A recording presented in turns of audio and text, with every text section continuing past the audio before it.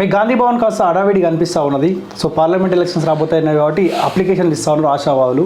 So మీరేమైనా ఇవ్వబోతురా parliament election? ఎందుకు ఇస్తానో మళ్ళీ 25,000 బొక్క నాకు ఆల్రెడీ 25 బొక్క అయినాయి నాకు అసెంబ్లీ ఎలక్షన్స్లలో ఫామ్తోని 25,000 రూపాయలు అడిగారు. కట్టిన 25 రూపాయలు కట్టినప్పుడు మరి నాకు రిటర్న్ నేను దానికోసము దీక్ష కూడా కూర్చున్నా. నా 25,000 రూపాయలు తీసుకుని టికెట్ ఎందుకు ఇస్తలేరో నాకు రీజన్ బాధ్యత నీ పైన ఉంటుంది కదా. నువ్వు ఫామ్ ఇచ్చినావు, ఫామ్ నింపినా నువ్వు ఎప్పంచెలు కాంగ్రెస్ పార్టీలో పనిచేస్తున్నావు అన్నావు. 89కి వెళ్ళి పని చేస్తున్నా, ఏ పదవులు చేసినా అన్నావు, ఈ పదవులు చేసినావు అని అన్నా. నువ్వు కార్పొరేషన్ చైర్మన్లు ఏమైనా చేసినావా అన్నాడు. అంటే అవును, ఆంధ్రప్రదేశ్ వికలాంగుల ఫైనాన్స్ కోఆపరేటివ్ కార్పొరేషన్ చైర్మన్గా చేసినా అన్నాను. నీ మీద ఏమో కేసులు ఉన్నాయి అన్నాడు. నా మీద కేసీఆర్ చెప్పిన అక్రమ కేసులు తప్ప వ్యక్తిగతమైన కేసులు ఏమి లేవు. నేను లంచం ఇచ్చేటప్పుడు కానీ, ఓట్లకు పైసలు ఇచ్చేటప్పుడు కానీ, ఓటుకు నోటు ఇచ్చేటప్పుడు కానీ ఈ కేసులు ఏవి కూడా నా దగ్గర లేను. ఈ కేసుల పైన ఎప్పుడు జైలు కూడా పోలేను. నేను బ్లాక్ మెయిల్ అని కూడా నా మీద బ్లాక్ మెయిలర్ కేసులు కూడా ఏం లేవు.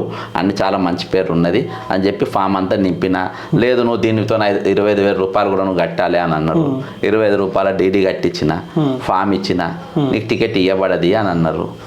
ఎందుకనంటే నీకంటే strong person IPS Indian police సర్వీస్లో ఇండియాలో ఫస్ట్ ర్యాంక్ వచ్చింది. ఆయన దొంగలను డెకాయిట్లను అందరినీ పట్టుకున్నాడు. కాబట్టి ఇక్కడికి వచ్చినా కూడా అవినీతి పరం పట్టుకుంటాడు. నీకు పనికిరావు. ఆయనకి నీ పదవులు ఏవి చేయకున్నా కానీ, ఐడియాలజీ తెలుసుకున్నా కానీ మేము ఆయనకే ఇస్తామన్నారు. ఇచ్చిండ్రు. నాకు రీజన్ చెప్పలే. ఇప్పుడు కూడా కట్టించుకుంటారు చాలా మంది. ఎలక్షన్ అప్లికేషన్ కూడా ఇప్పుడు కూడా పైసలు తీసుకుంటున్నట్ట 25,000. మళ్ళీ 20,000 బొక్క నాకు. ఎట్లా నాకు టికెట్ ఇయ్యరు. మళ్ళీ ఎవరినో సిపాయిని పట్టుకొస్తారు. ఈసారి ఆల్ ఇండియా మిలిటరీ కమాండోస్ పట్టుకొస్తారు. నువ్వు మళ్ళీ వేస్ట్ కాదంటారు. ఈ పైసలు ఎక్కడికి పోతే 25,000 చొప్పున తీసుకున్న పైసలు అంటే అది అధ్యక్షుడు చెప్పాలి, రేవంత్ రెడ్డి గారు చెప్పాలి. అది కార్యకర్తలు మినిమము ఇవాళ అన్నిటికీ పైసల ముడి కాదు. డబ్బు లేకున్నా నడిచి నిలబడి దండం పెట్టుకున్న గెలిచిన చరిత్ర అర్థమైందా. ఇవాళకి నేను ఆ సిద్ధాంతాన్ని నమ్ముతా. ఆ సిద్ధాంతం ప్రజలు కూడా దానికి స్వాగతం తెలుపుతున్నారు. మన వాటి దగ్గర నడపాలి.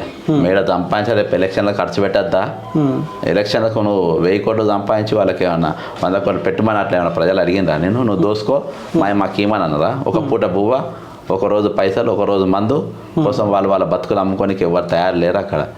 అది మీ వ్యవహారం, వాళ్ళకి ఇద్దేస్తున్నారు. పోయినసారి కూడా 25,000 తీసుకున్నారు. మరి ఏం చేసినో తెలియదు, ఎందుకు ఖర్చు పెట్టినో తెలియదు. సరే ఏమొచ్చినా కానీ ఇప్పుడు కూడా మళ్ళీ 25,000 అన్నారు. నేను మళ్ళీ ఒకసారి బుక్ చేసుకోనికి రెడీ లేను. అదే 25,000 పెట్టుకుంటే మళ్ళీ నేను ఒక 6 రోజుల ట్రిప్ అవుతుంది. 6-10 రోజులు తిరుగుతాను నేను. ఏది 3 నియోజకవర్గాలు.